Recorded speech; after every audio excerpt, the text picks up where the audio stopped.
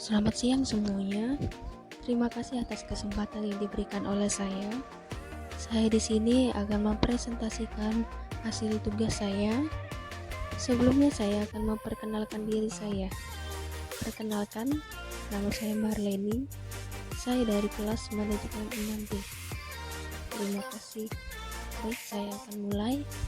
Manajemen risiko pada perusahaan jasa pelaksana konstruksi di Provinsi Papua pada studi kasus Kabupaten Sarmi oleh Arif Lokobala, Latin DJ Sumanjolo, dan Boni F. Sompi.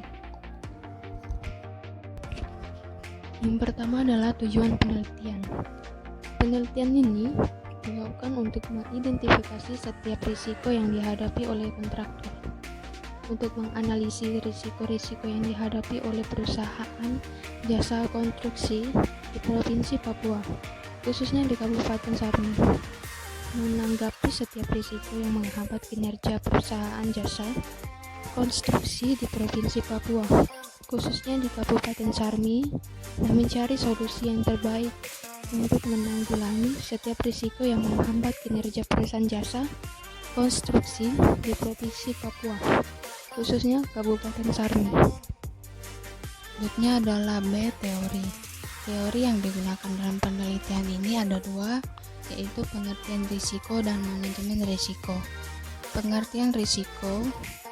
Risiko adalah sesuatu yang mengarah pada ketidakpastian atas terjadinya suatu peristiwa selama selang waktu tertentu, yang mana peristiwa tersebut menyebabkan suatu kerugian baik, itu kerugian kecil yang tidak begitu berarti, maupun kerugian besar yang berpengaruh terhadap kelangsungan hidup dari suatu perusahaan.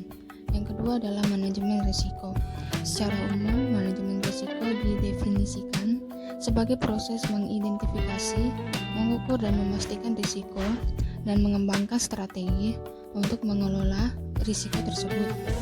Dalam hal ini, manajemen risiko akan melibatkan proses-proses, metode, dan teknik yang membantu manajer proyek memaksimumkan probabilitas dan konsekuensi dari event positif dan minimalisasi probabilitas dan konsekuensi event yang berlawan.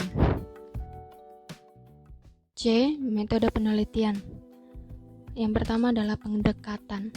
Metode kuantitatif dan data yang diperoleh dengan cara penyebaran kuesioner kepada 30 kontraktor yang melaksanakan pekerjaan konstruksi di Kabupaten Sarmi, Provinsi Papua. Yang kedua adalah metode. Metode yang digunakan adalah 3, yaitu high risk, significant risk, medium risk, yaitu level besar kecilnya suatu tingkatan di resiko. Yang terakhir adalah deskriptif. Jenis yang digunakan pada metode penelitian ini adalah deskriptif. Tujuan penelitian ini yaitu mendeskripsikan sejumlah variabel yang berkenaan dengan masalah ini dan unit yang diteliti antara fenomena yang diuji. Objek penelitian. Objek penelitian ini adalah 30 kontraktor yang melaksanakan pekerjaan konstruksi di Kabupaten Sarmi, Provinsi Papua. Hasil dan pembahasan. Dari hasil penelitian melalui analisis dan evaluasi risiko dapat memunculkan tingkatan risiko dan strategi penanganan dari tiap-tiap aspek risiko utama. Hasil analisis untuk aspek-aspek risiko berdasarkan kemungkinan terjadinya kejadian diperoleh urutan ranking risiko, yaitu yang pertama adalah high risk, yaitu aspek harga dan anggaran biaya. Yang kedua adalah significant risk, terdiri dari aspek material dan peralatan, aspek pendidikan dan keuangan, aspek perencanaan, aspek cuaca dan pengawasan. Yang terakhir adalah medium risk, terdiri dari aspek manajemen pengendalian dan produksi, aspek manajemen sumber daya manusia dan sosial budaya, dan aspek kesehatan dan keselamatan kerja atau K3.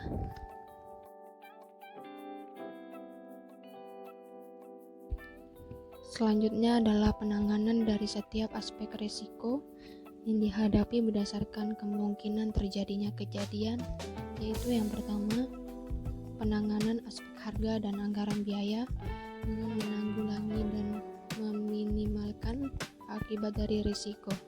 Yang kedua adalah penanganan aspek material dan peralatan adalah dengan menerima dan mendanai risiko. Selanjutnya, penanganan dari setiap aspek risiko yang dihadapi berdasarkan konsekuensi, yaitu yang pertama adalah aspek pengawasan adalah dengan menghindar atau menolak risiko dengan mengalihkan risiko ke pihak lain. Yang terakhir adalah penanganan aspek lokasi sumber daya manusia dan mutu adalah dengan menanggulangi dengan cara meminimalkan akibat dari risiko. Kesimpulan, berdasarkan hasil analisis faktor-faktor risiko dengan menggunakan analisis komponen utama atau prinsipal komponen analisis pada perusahaan jasa pelaksana konstruksi di Provinsi Papua pada studi kasus di Kabupaten Sarmi, diperoleh 8 aspek risiko untuk memungkinkan terjadinya kejadian.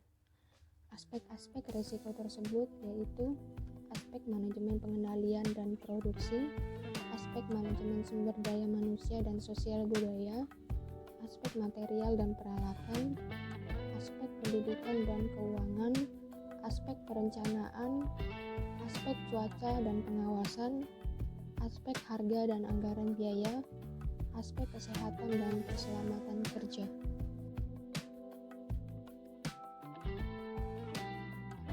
Yang selanjutnya adalah saran dan kritik.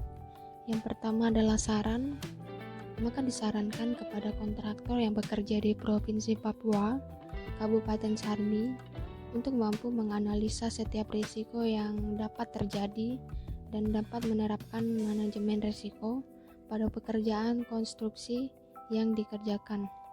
Yang kedua adalah kritik. Secara keseluruhan, jurnal ini sudah sangat bagus, yang dimana informasi yang diberikan sangat lengkap.